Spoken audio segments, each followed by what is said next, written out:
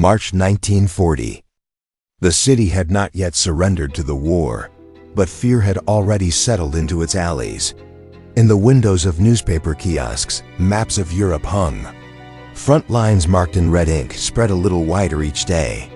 People lowered their voices when they spoke, gathered around radios in cafes, and waited for a disaster no one fully understood. One question occupied every mind: would the country enter the war? It had begun raining early that morning. A thin, patient, stubborn rain. Detective Edgar Blackwood stood before the window of his office. The drops sliding down the outer surface of the glass bent and warped the world outside, turning the tram rails into ribbons of melted silver. Below, people walked with their hats tilted forward. No one looked up at the sky, as if they were afraid to see something above.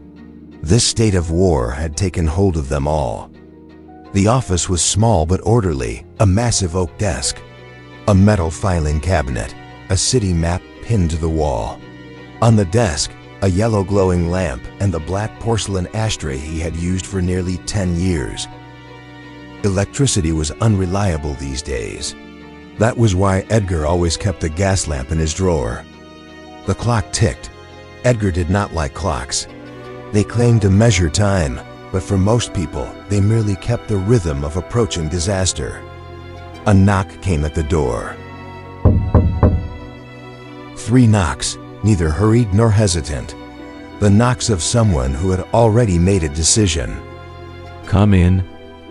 The door opened slowly. Cold air seeped inside, bringing with it the smell of wet fabric and old tobacco. The man who entered wore a long overcoat. His hat cast a shadow over his eyes. In his right hand he held a brown envelope. His left hand was trembling, fear or hesitation, which it would soon become clear. The door closed behind him. Mr. Blackwood? Edgar turned. He studied the man from head to toe. If you don't owe money, you're in the right place. The man did not laugh. That was not a good sign. He removed his hat. He appeared to be in his mid-40s. A pale face, dark circles beneath sleepless eyes, and a beard that had not been shaved for several days. His eyes were constantly moving. He was not studying the room, but the shadows. This was definitely fear. I'm a journalist. My name is Jim Wilson. Sit down, Mr. Wilson. You look like you've brought me a murder. Wilson sat, but he could not lean back, as if he regretted coming, as if he were ready to flee. He placed the envelope on the desk. Its edges had curled from the damp. This came out of my typewriter. Edgar opened the envelope. A single sheet slid out. Cheap newsprint. The mechanical typewriter letters were sharp, orderly, and cold. Each character carried the certainty of metal striking paper. There was no title, only these lines. I killed him because he had learned the truth. The body is in the warehouse at the harbor. No one will remember me. The room fell even quieter. Edgar glanced at the man. The clock kept ticking. Edgar set the paper on the desk. A rather poor joke for a journalist. Wilson shook his head.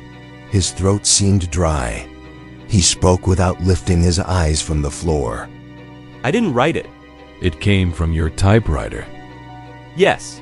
Someone else could have used it. I locked my office. I have the key. The night watchman? He says no one went in. Edgar picked up the paper again. He examined the spacing of the letters, the alignment of the lines, the pressure of the keys. Over the years he had read hundreds of reports, threat letters, and confessions.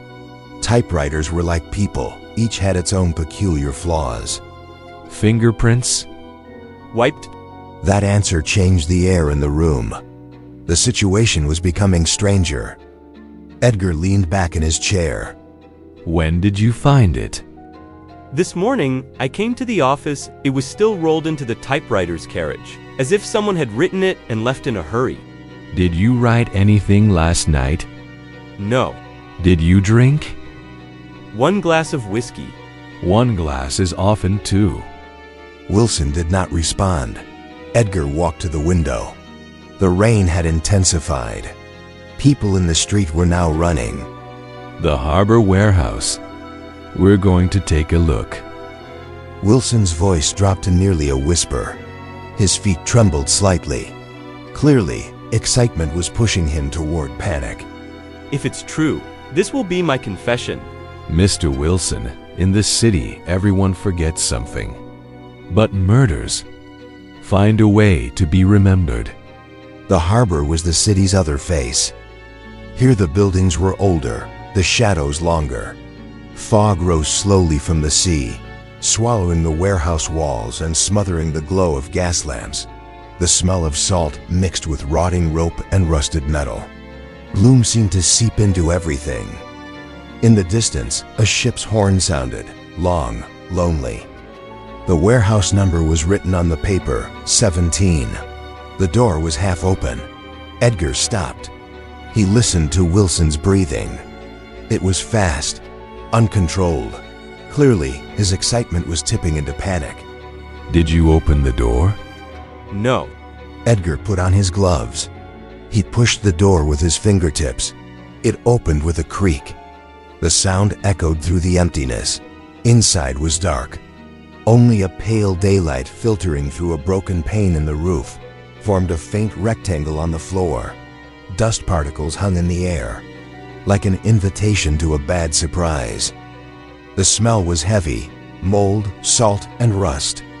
Chains hanging from the ceiling swayed slightly in the wind, the metal rings producing a dull clink as they touched one another. Wilson took a step, then stopped. Edgar saw it too. A man lying on the floor. On his back, arms fallen to either side. Eyes open, staring at the ceiling. A thin, clean cut across his throat. A professional cut. No signs of rage or panic. A very cleanly executed murder. Wilson's breath caught. My God. Edgar crouched. He parted the man's coat. Checked his pockets. He found an identification card. Name, Morgan Turner. Occupation, harbor accountant. Edgar handed the card to Wilson. Do you know him? No. Edgar examined the dead man's hands. No dirt beneath the nails, no signs of struggle. This had not been a fight. It was a professionally executed killing. This was a message. Edgar took the paper from his pocket and read it again. Because he had learned the truth. Mr. Wilson, what did you know? Nothing. At that very moment, a sound echoed through the warehouse. Something metal fell. The noise spread throughout the building. They both turned. The chains were swaying gently. But in the warehouse, there was no one. Only the fog seeping through the doorway, creeping along the floor toward the feet of the dead man. Edgar slowly straightened. Mr. Wilson, it seems this city has decided to remember you.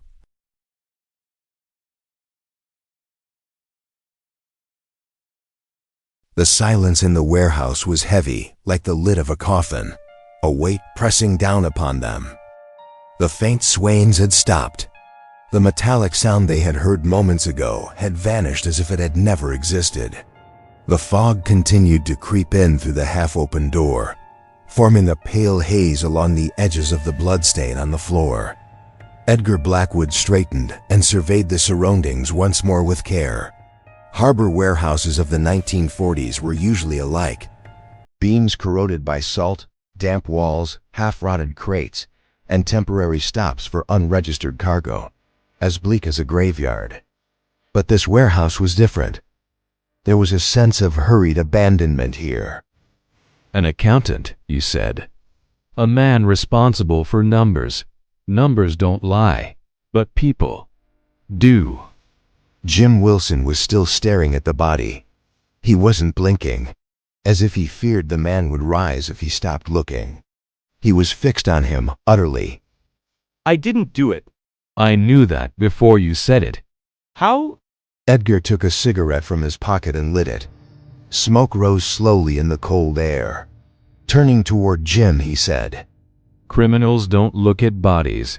They avoid them. You're looking. Because you're trying to understand.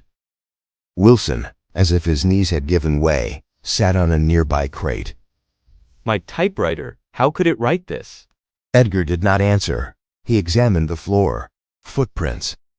The warehouse floor was covered with a thin layer of dust. Edgar crouched. He felt the ground with his fingertips.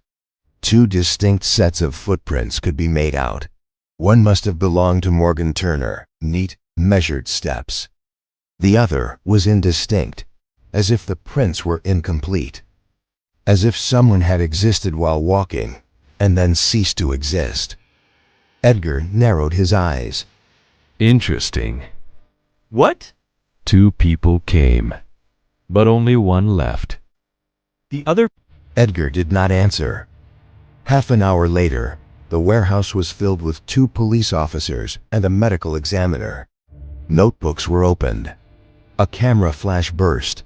A sharp smell like gunpowder spread through the air.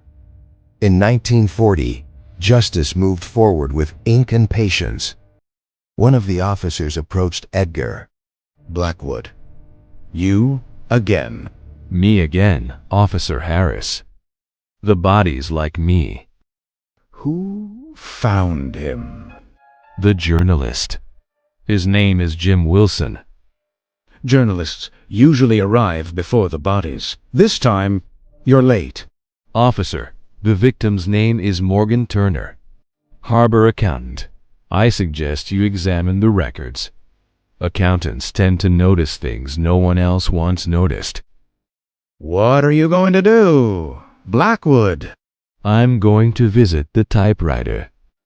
The newspaper building in the city center was made of old brick. The revolving door at the entrance made every person who entered feel briefly trapped in a glass cage. Inside, the smell of ink mixed with warm metal and cheap coffee. The sound of typewriters fell like rain. This was the heartbeat of the modern world. Jim Wilson's desk was at the back. It held stacks of paper, unfinished notes, and an ashtray. Half-burned cigarettes lined the ashtray, like gravestones of sleepless nights. The typewriter sat in the middle of the desk, black, heavy, silent. As Edgar approached, Wilson whispered. There. It is. Edgar sat down. He did not touch the keys. First, he examined the machine, worn letters. A shine on the frequently used keys. The E and A keys were brighter than the others. There was still no paper in the carriage. When you found it this morning, the paper was here? Yes. You removed it? Yes. Why did you keep it? Because I was afraid. Edgar nodded. He checked the ribbon beside the typewriter. The ink had been newly replaced. When did you change the ribbon? I don't remember. You don't remember. Or did you never change it? I truly don't remember. Edgar removed the ribbon. The ink was fresh. It looked as though it had been used within the last few hours. But Wilson claimed he had not been in the office the night before. Edgar opened the drawers, newspaper clippings, harbor reports, cargo manifests, a small notebook. In the middle of the notebook, a single page was folded. Edgar opened it. Inside was a single sentence. Turner is correcting the numbers. Edgar turned to Wilson. What does this mean? I didn't write that. It's your handwriting. I swear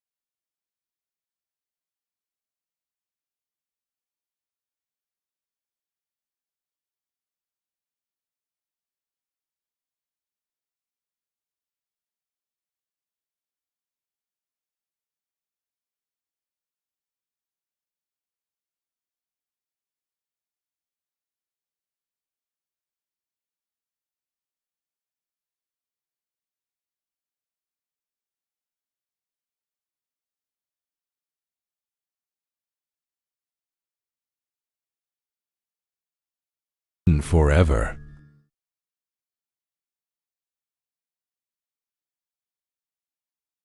The noise of the newspaper office had returned. Typewriters had begun clattering again like rain. Reporters were shouting over headline arguments, and somewhere in the distance an editor was yelling, 10 minutes to final print. But for Jim Wilson, the world had stopped a few seconds earlier. On the sheet of paper on his desk was a single word, Morgan. Wilson's hands were trembling. You did this. Edgar Blackwood folded the paper carefully and slipped it into his pocket. No, I only listened. I'm losing my mind. Edgar lit his cigarette. The smoke curled upward over the typewriter. When a person thinks he's losing his mind, there are usually two possibilities. Either he truly is, or someone is making him believe he is. Which is worse? Last night, what time did you leave the office? Around 8 in the evening. And then? I went home. Where do you live? Riverside Street, a small apartment. A witness? No. Do you remember the night? I opened the door, hung my hat, left my coat on the chair, then nothing. Did you sleep? I think so. Did you dream? I don't remember. How did you feel when you woke up in the morning? Exhausted. As if I hadn't slept at all. How many hours did you sleep? I don't know. Edgar took his watch from his pocket. It was an old pocket watch. Its chain was worn. Time is the most valuable thing that can be stolen from a person. Money is recovered. Reputation is rebuilt. But lost hours are usually in someone else's pocket. Who would steal my hours? Someone who wants to hide the truth. Edgar headed toward the newspaper archives. Dusty folders lined the shelves. Harbor records, cargo manifests, trade agreements. Morgan Turner's name appeared in several documents. Harbor Accounting Office, Senior Records Clerk, duties. Records of incoming cargo, tax calculations. Verification of official declarations. Edgar placed a document in front of Wilson. This man knew everything that entered and left the city. Smuggling? Likely. Then why does it concern me? Edgar remembered the sentence in the notebook. Turner is correcting the numbers. You're a journalist. You write the truth. Sometimes people don't want the truth written. I wasn't investigating anything like that. Are you sure you don't remember? Wilson could not answer. Edgar began examining Wilson's desk again, this time more systematically. Pen marks, the cigarettes in the ashtray, the order of the notes, the arrangement of paper stacks. Then he noticed it. The dust on the desk was faintly disturbed on the right side of the typewriter, as if a small object had been resting there. What was here? Nothing. A photograph. Of whom? I don't remember. Mr. Wilson, forgetting a man is normal. But forgetting a photograph on your own desk, that is a selective void. What do you want from me? To remember. At that moment, a metallic click came from the typewriter. Both men froze. No one was touching the keys. One key slowly pressed down. Tick. There was no paper. But the mechanism had moved. Another key. Tick. Wilson whispered. Please, stop it. Edgar did not approach. He only watched. A third key. Tick. The typewriter fell silent. Wilson had forgotten to breathe. At last, Edgar stepped forward. He inserted a fresh sheet of paper. If it wants to speak, we must give it a page.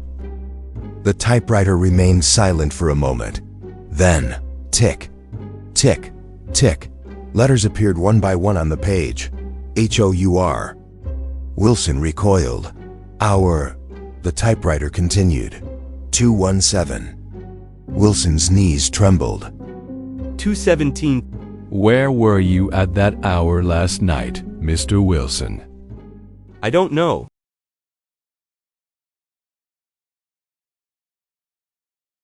They glanced at the wall clock in the newspaper office.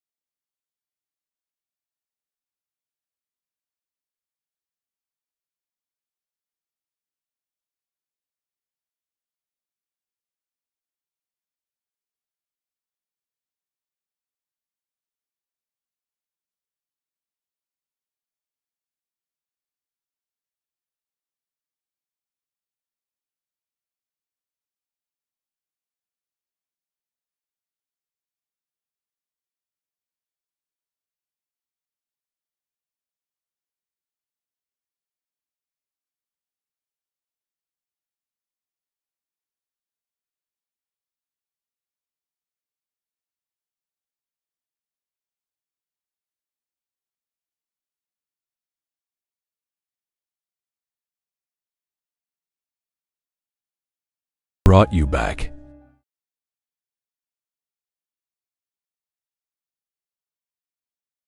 The rain had completely stopped after midnight. The city seemed reborn beneath the pale street lamps flickering over wet cobblestones. The noise of day had withdrawn, leaving only distant ship horns and the whisper of wind threading between smokestacks. Edgar Blackwood stood before the window of Jim Wilson's apartment. This is not a murder. This is an operation. Wilson sat in a chair, his eyes bloodshot from sleeplessness, his hands still trembling. They used me like a weapon. Weapons have no memory. The next morning, port records began to be examined. The accounts Morgan Turner had adjusted in recent weeks came to light. Minor alterations had been made to the figures. These discrepancies, insignificant in tax records, were in fact key elements concealing a massive smuggling operation. Weapon parts. According to official documents, agricultural machinery. In reality, disassembled rifle components. Although the war had not yet reached the country in 1940, the world of war had already established its presence in the ports. As Wilson flipped through the documents, he whispered, I was going to write this, wasn't I? Yes. And someone realized that. They returned to Warehouse 17.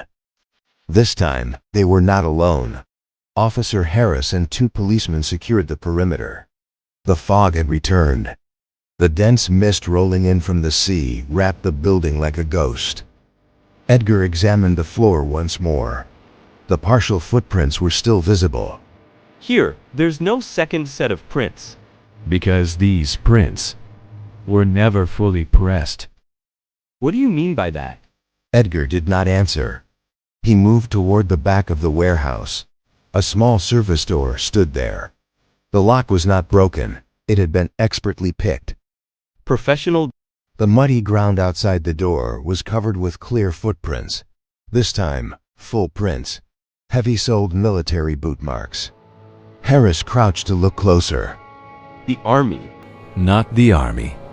Beyond the army. The residue in the glass at Wilson's apartment was examined. This was more than a simple sedative. The doctor's report was brief but definitive. A scopolamine derivative. In high doses, it induces suggestibility and temporary memory loss. They put me to sleep. No, they kept you awake. But they destroyed your will. Just right. That's why the typewriter calls to you. Because the one who wrote the confession was not you, but the fingers were yours.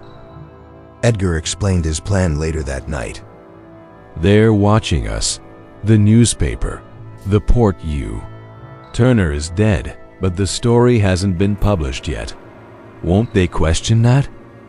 They'll try to use me again. Yes. But this time, we will do the writing. The newspaper office was empty that night. The printing presses were silent, the corridors swallowed by darkness. 2:16. Edgar and Wilson waited in the dark. The only light came from the small lamp on Wilson's desk. A blank sheet of paper had been fed into the typewriter. 2:17. The doorknob slowly turned. A man in a long overcoat entered. His hat cast his face in shadow. Wilson's breathing quickened. The same man. He spoke calmly. Mr. Wilson, is your article ready? Wilson gave no reply. The man stepped closer. Do not worry. Tonight, you will remember nothing. Edgar stepped out of the shadows. This time, you will be the one who remembers. The man froze. He reached into his pocket, but Harris and the policeman had already sealed the door. The man smiled. You're too late, detective. By tomorrow, the news can be forgotten. No. This city has learned to remember. Edgar inserted a sheet into the typewriter and began to type. Headline: Port Smuggling and the Murder of Morgan Turner. Wilson could not hold back his tears. The man tried to flee, but the police caught him. His hat fell to the floor. When Wilson saw his face, he froze. Editor? The night editor. The man who censored reports, altered headlines, adjusted the truth. The editor smiled. Truth sells nothing, Wilson, but war sells. The smuggling network was exposed. Port records were re-examined. The army confirmed that surplus weapons were being sold on the black market. The newspaper was published the next day with a banner headline. Wilson's name was on it. So was Morgan Turner's, and a small note. This report proves that the truth can never be forgotten. A few days passed. Edgar sat in his office. The rain had begun again. There was a knock at the door. Jim Wilson entered. He looked better. He held a newspaper in his hand. Thank you. I was only listening to the sound of the typewriter. Does the city really remember? Edgar looked out the window. Wet streets, people walking, life rushing in its endless urgency. The city loves to forget, but sometimes someone reminds it. One day, I may need you again. In this city, there is always a next story. The door closed. The clock kept ticking. But this time was not being stolen.